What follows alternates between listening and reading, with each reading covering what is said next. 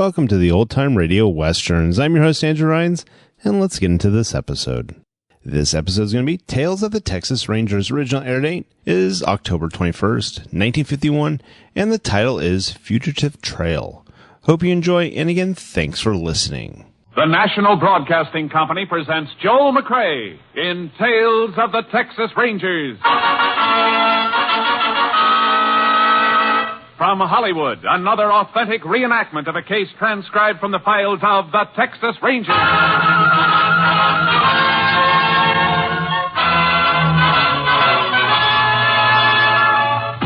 Tales of the Texas Rangers, starring Joel McCrea as Ranger Jayce Pearson.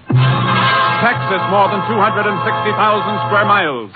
And 50 men who make up the most famous and oldest law enforcement body in North America.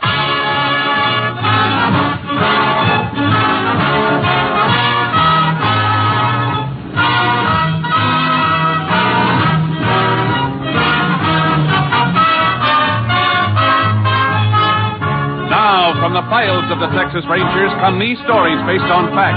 Names, dates, and places are fictitious for obvious reasons. The events themselves are a matter of record.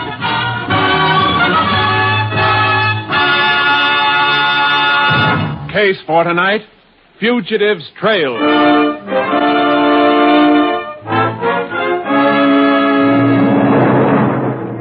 It is approximately 11:30 on the night of January 21st, 1948. Mr. and Mrs. Ben Purvis are driving back to their ranch on the outskirts of Newby, Texas. The car, a small black sedan, finally swings off the main highway, turns into a long, narrow dirt road leading to the ranch buildings. Looks like we got company, Ben. There's a car parked in front of the house. Yeah, probably one of Arlene's boyfriends. Look, I thought you told her we didn't like her fellas hanging around. Oh, now, Ben, he probably just stopped by to pick her up and take her home. We told her we'd be back about this time. Well, just the same. Now, don't crap about Arlene. You know, babysitters are hard enough to get out here without... Well, I still think you could find somebody else. I was never sold on that girl. She's kind of wild and unpredictable. Oh. Never know what she's going to do. She's all right, Ben. Just stop worrying. Looks like Dave Fenton's car. Yeah, that is his car. Hey, you sit still, Ben. I'll open the garage doors. Thought he and Arlene split up. So did I. Must have patched things up, I guess.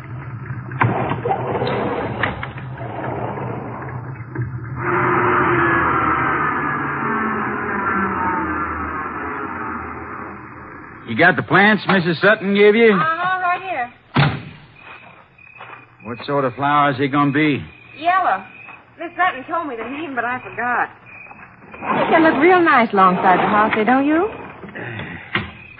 Yeah, I guess so. You know, Ben, I'm kind of glad we went over to see Miss Sutton tonight. Yeah, she's a real nice old lady. Mm-hmm. Sure held up fine at the funeral this afternoon. It's going to be hard on her for a while, though, poor thing.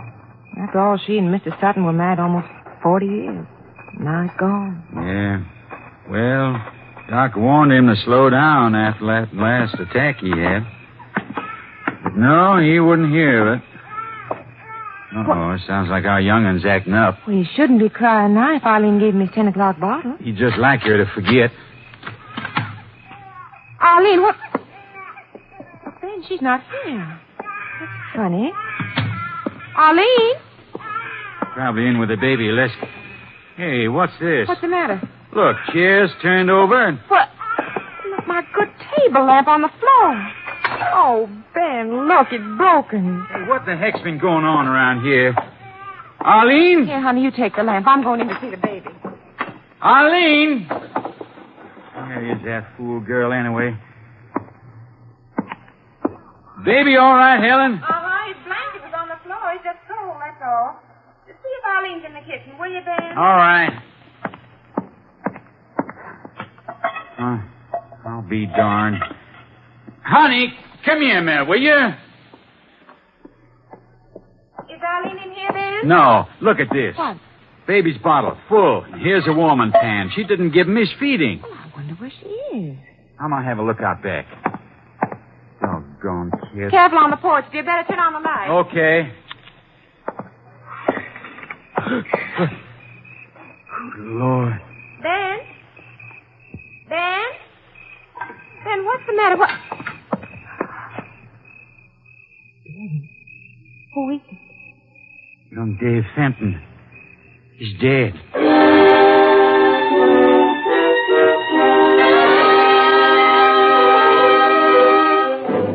On discovering the body of Dave Fenton, Ben Purvis immediately called the sheriff's office. The sheriff put out an all-points bulletin for the Rankin girl and requested aid from the Texas Rangers. Ranger Jayce Pearson was assigned, arriving at the Purvis Ranch shortly after 4 a.m. There's the body, Jayce. Blast caught him right behind the ear.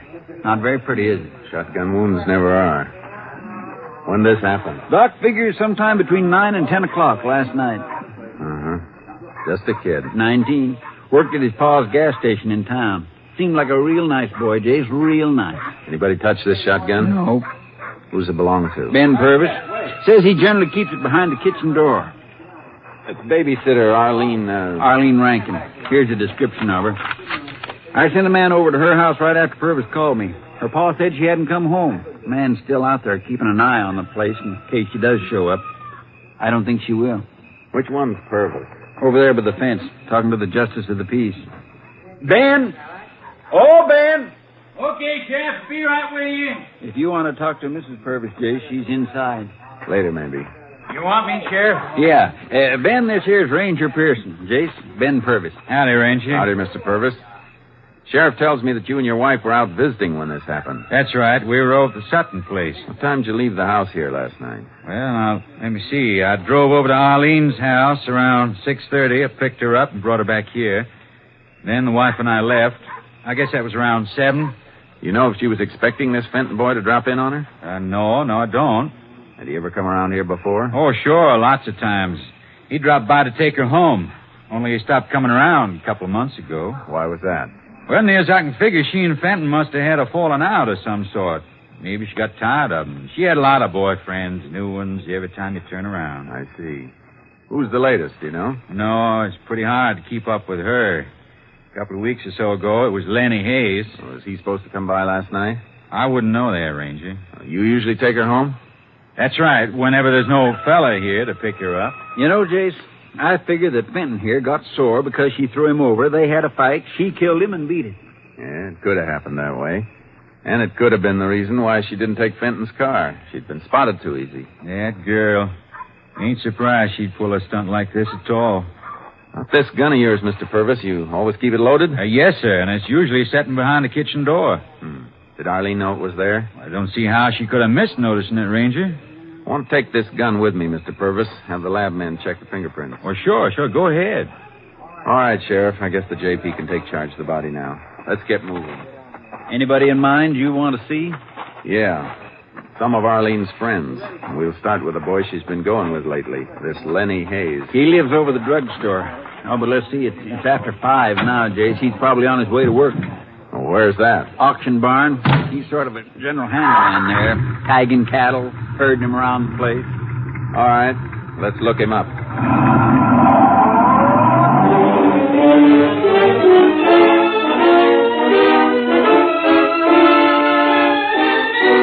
The gray of dawn was creeping over the horizon as we reached the auction barn. The sheriff and I mounted the stairs to the platform overlooking the pens below. See Lenny Hayes anywhere, Sheriff? Yeah, there he is down there, coming along the runway. Lenny? Oh, Lenny? Yeah? Want to talk to you. Come on, Jayce.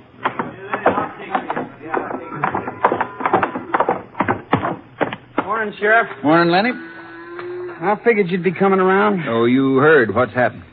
Yeah, This is Ranger Jayce Pearson, Lenny. He wants to ask you some questions. sure. When'd you see Arlene Rankin last, Lenny? Yesterday afternoon at the Sutton funeral. Everybody in town was there, I guess, You talked to her? for a few minutes. I asked her to go to the basketball game at the school gym, but she couldn't. She'd already promised to sit for the Purvis folks. I see. What happened between Arlene and Dave Fenton, do you know? They just busted up, that's all. How'd he take it? Well, he could be pretty nasty when things didn't go the way he wanted. He called her up a lot after that, wanted to patch things up, but Arlene wouldn't have any of it. He got good and sore a couple of times. Do you think Arlene was frightened by him? Well, sure, the guy was crazy jealous and never knew what he might do. I see. Do you have any idea where Arlene could be right now? Nope. No idea at all. All right, thanks. Could I ask you something, Ranger? Yeah? Look, if Arlene did kill Fenn, it could have been self-defense, couldn't it? Maybe. Suppose he come out there looking for trouble. Couldn't she have picked up the gun to scare him away, not meaning to pull the trigger? And the gun went off accidentally. Is that what you're driving at, Lenny? Well, sure, why not? Well, in that case, you shouldn't have run away. Well, yeah, that was a crazy thing to do, I guess. But look, if she was to give herself up now, and if she could prove it was self-defense, an accident... Go on. Well, I mean, things would go easier on her, wouldn't they? Has Arlene been in touch with you, Lenny? Has she? Listen, Ranger, I don't want to get in any trouble, but... You won't if you tell the truth. Well, this thing is getting me down. I want to get it off my mind. If I told you where she is, would you give her a break? I'm not a judge. Where is she? She phoned me last night from Covington, from the bus depot. Covington, huh? Yeah, she said she was in trouble. Wouldn't tell me what it was. She said she needed money, and, well, I didn't have any. Not even enough to buy gas to drive over there. What'd you tell her? I told her I'd see if I could raise some, but, well, she hung up on me. What time did she make this phone call? Around midnight, a few minutes before.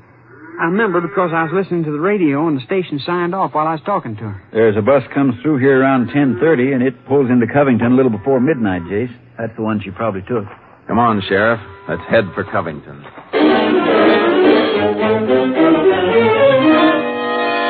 We spent the major part of the day combing the town of Covington. There wasn't a single trace of Arlene Rankin.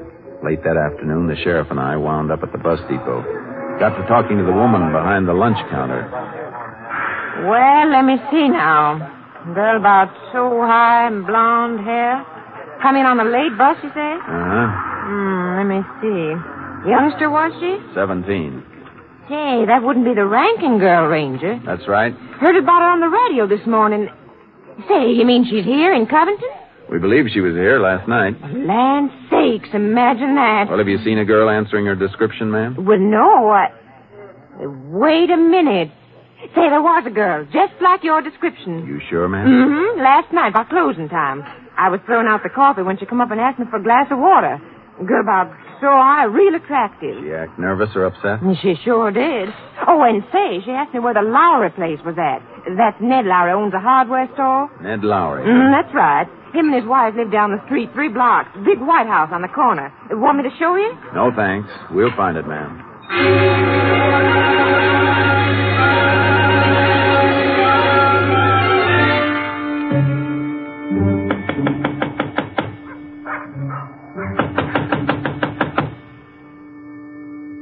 Doesn't seem to be anybody at home, Jay. I'm pretty sure there is, Sheriff.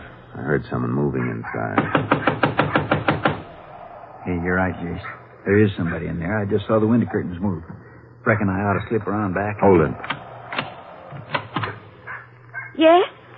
Oh, Ranger, what is it? Afternoon, miss. We begin to think there wasn't anyone at home. Sorry if I kept you. I was taking a nap. I wasn't sure if I heard someone at the door or not. We're looking for a girl named Arlene Rankin. Arlene Rankin? Well, there's no one here by that name. Is that so? This is a Lowry residence. We know that, miss. Well, there are only 3 of us living here. My sister, her husband, and myself. You don't know Arlene Rankin? No? Should I? Here's her picture, miss.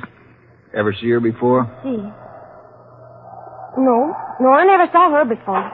Your sister and her husband at home? No, I'm alone. Mind if we come in? Well, no, but... We just want to look around. Sounds like it's in this room, Jayce. There's no one in there. It's just... We'll have a look anyway, miss. Window shutter, Jayce. Wind's banging it against the house. It's broken. Kept me awake half the night. Look, if you tell me what this is all about... That suitcase over there on the chair, miss. Who does it belong to? Well, that's mine. Yours, eh?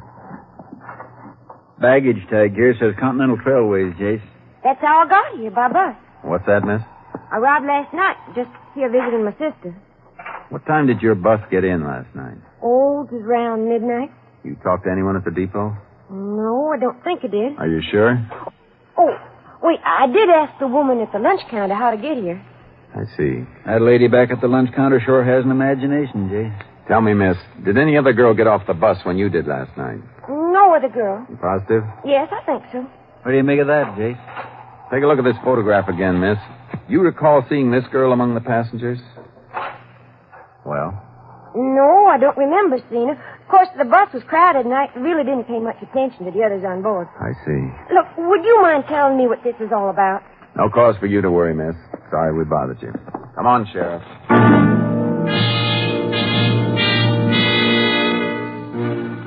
There was no reason to doubt the word of the girl at the Lowry house. Arlene Rankin hadn't gotten off the bus at Covington the night before. The sheriff and I drove back to his office in Newby, and we had another talk with Lenny Hayes. But it's the truth, I tell you. Arlene did call me. She's not in Covington, Lenny. We're pretty sure of that. Well, maybe she went on. Don't see how she could have done that. All roads been blocked. You've been lying, haven't you, Lenny? No. You could have made up that story about the phone call from Covington just to throw us off the trail. No, I didn't. You gotta believe me. We're willing to lay odds you never received a phone call, Lenny. That Arlene wasn't even on that bus last night. She must have been.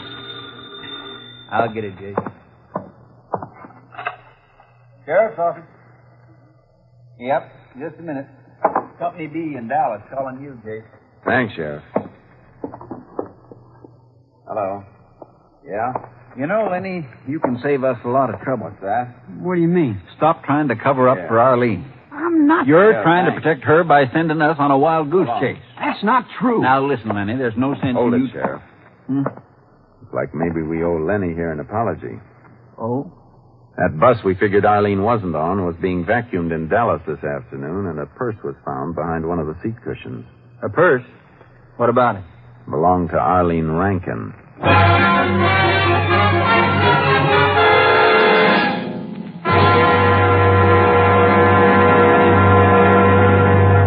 You are listening to Tales of the Texas Rangers, starring Joel McCrea as Ranger Jayce Pearson. Now, we continue with tonight's case, Fugitive's Trail, an authentic story from the files of the Texas Rangers.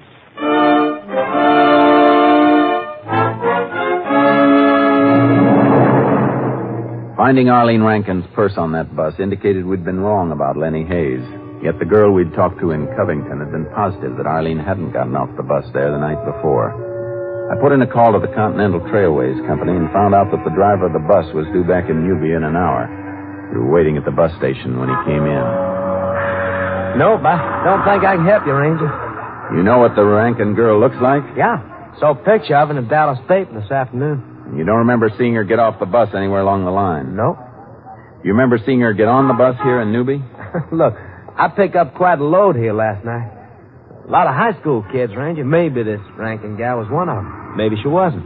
Didn't pay much attention. I just wanted to get rolling. In a hurry, were you? I was running behind schedule. See, ordinarily there's a 5-minute wait here. 1 cup of coffee. Well, I had 2. Oh? Basketball game at the high school gym went overtime, and, well, I didn't want to shove off. I knew most of the kids were counting on getting the bus. Wait a minute. You were late taking off? Oh, sure. Almost 10 minutes. What time did you arrive at Covington? Well, with all those stops along the way, I lost another 5 minutes. Didn't pull into Covington till 12:15. 12:15? Yeah? Yes? Yeah, Sheriff, yeah. All right, driver, thanks. Sure enough. Sorry I wasn't much help, Ranger. See you, Sheriff. Yeah. Kind of interesting, isn't it, Jayce? If the bus didn't get to Covington until 12:15, how could Arlene have called Lenny from the bus depot there a few minutes before 12? Doesn't seem to add up, does it, Sheriff? Of course, Lenny might have got the time mixed up. I don't think so. He seemed pretty sure of it, you recall. Yeah, that's right. He must have lied. We'll know about that for sure once we've talked to the telephone company over at Covington.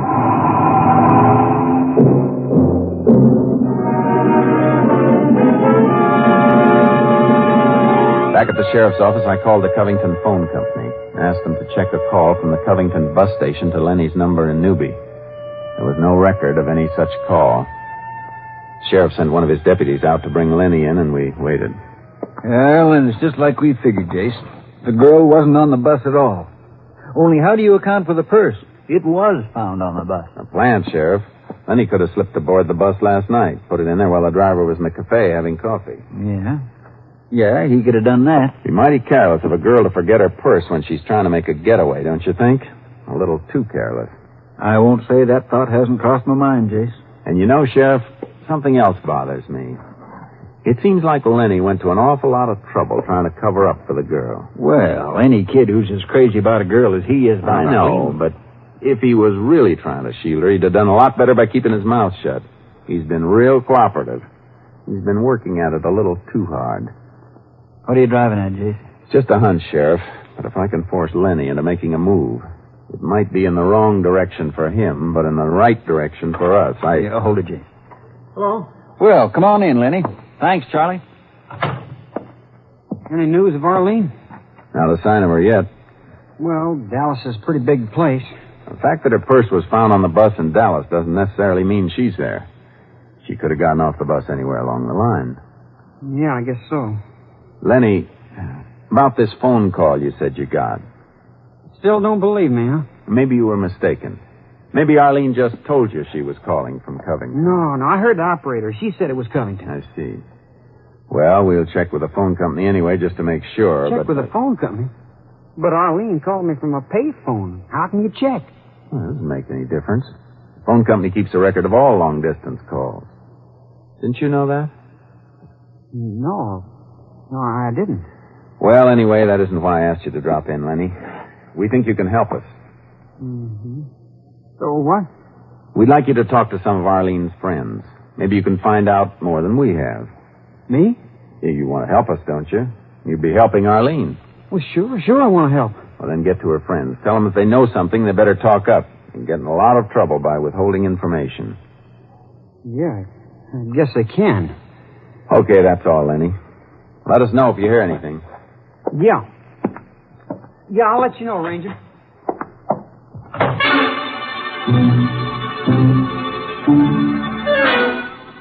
The sheriff and I waited a few moments after Lenny had left the office, and then we eased out into the street. We saw him get into his car halfway down the block and take off. In the darkness, we watched the taillight disappear toward the edge of town. We followed him. What's he up to, Jayce? I don't know. That's the second time he's driven around the cemetery. Arlene wouldn't be hiding in there, would she? Look, turning onto the other highway now, heading south. Good. Maybe we can get a little closer, Jayce. Lots more traffic on that road. He's speeding up. Suits me fine. At least we'll get to wherever we're going that much sooner.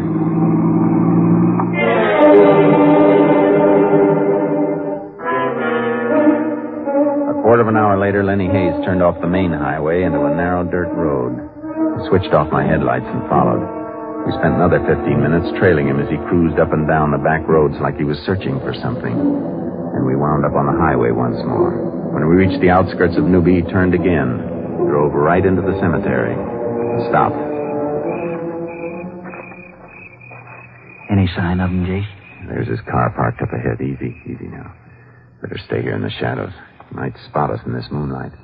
I'd sure like to know what the Samuel that kid's up to. Hold it. Yeah. There he is. Where, Jayce? Over there near the fence. What's he doing? Digging. Say, wait a minute. Look at the flowers over there, Jayce. Pushed over to one side. That's Harry Sutton's grave. What's he doing digging around there? Freshly turned ground, Sheriff. If he's trying to hide something, he can do it quickly. Let's move up a little closer. Yeah. Here. This way around the hedge. Yeah. Move up behind his car.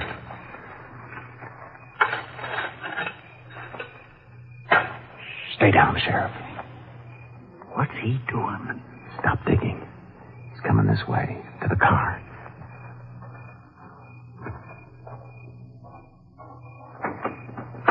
Now what? Just open the trunk compartment. Let me take a look. Yeah. Now he's pulling something out of the trunk. It looks like... Even at this distance, there's no mistaking what he's dragging out of there. A body. I guess we can get him now, Sheriff. All right, Lenny. Stop where you are. Don't move. Huh? He's making a break for it, Jayce. Let's go. This way, Jayce. He's heading around back of the chapel. Hold it, Sheriff. Where the blazes did he go? I don't know. Listen, do you hear anything? Nope. Hey, wait a minute. I thought I saw something move over there behind that tombstone. Let's take a look. Wait. Circle around that way. He is there. Let's see if we can maneuver him in position so he'll make a break for his car. I'll be waiting for you. All right. Careful, though. He may have a gun. All right.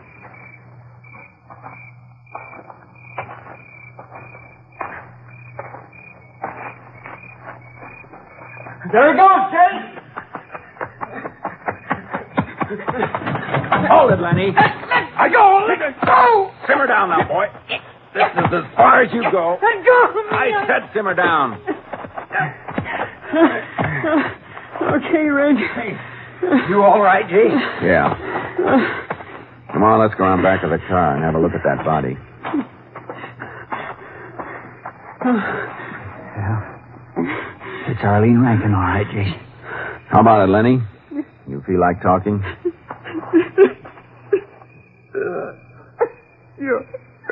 Why not? Arlene, she was just playing me for a sucker. She was really crazy about Fenton all the time, just using me to make him jealous. When'd you find that out?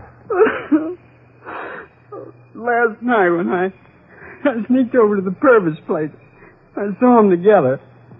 I went out of my head, I guess. So you went inside, got the gun, and shot Fenton. Well, I didn't mean to do it. I just wanted to scare him. I didn't mean to. I suppose you didn't mean to kill Arlene either. No, but I had to. I had to kill her to keep her from talking.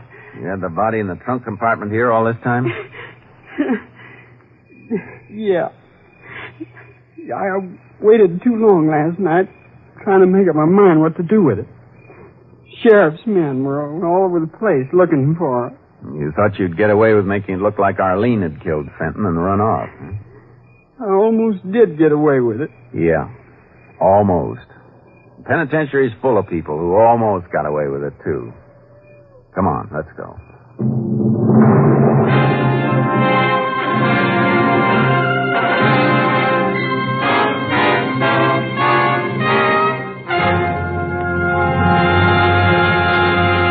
For the brutal murders of Dave Fenton and Arlene Rankin, Lenny Hayes was sentenced to Huntsville Penitentiary for the rest of his life.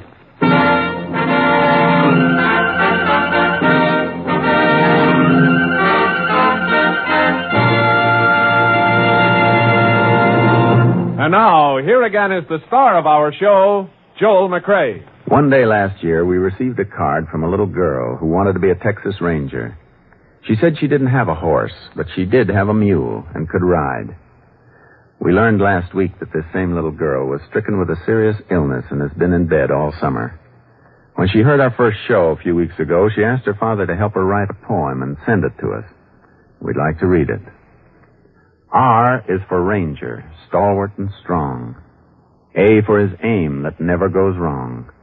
N for his nerve, calm, steady, and sharp. G for his gun, never misses the mark. E is for effort, endurance in fight. And R for respect for the things that are right. Vanaloo, that's a fine poem, and it's deeply appreciated. Honey, you're going to get well, 'cause in spirit, you're a Texas Ranger. Next week, Joel McCrea in another authentic reenactment of a case from the files of the Texas Rangers.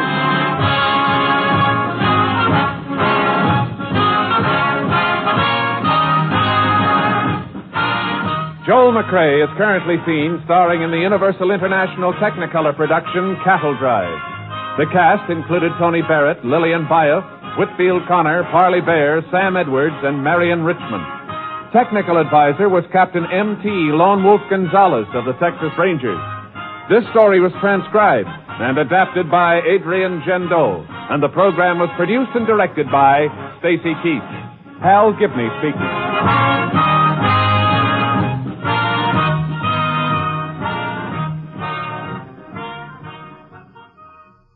It's the Silver Jubilee on NBC. Sunday is your invitation to fine radio entertainment with The Big Show, Phil Harris and Alice Faye, and Theater Guild on the air. Yes, hear all three on NBC.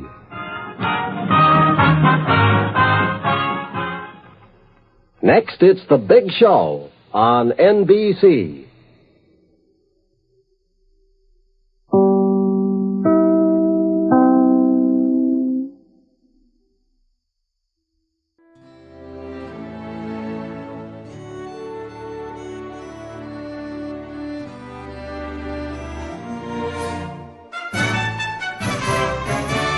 This has been a presentation of OTRWesterns.com, and we hope you enjoyed. Please take some time to like and rate our shows in your favorite podcast application. Follow us on Facebook by going to OTRWesterns.com/Facebook.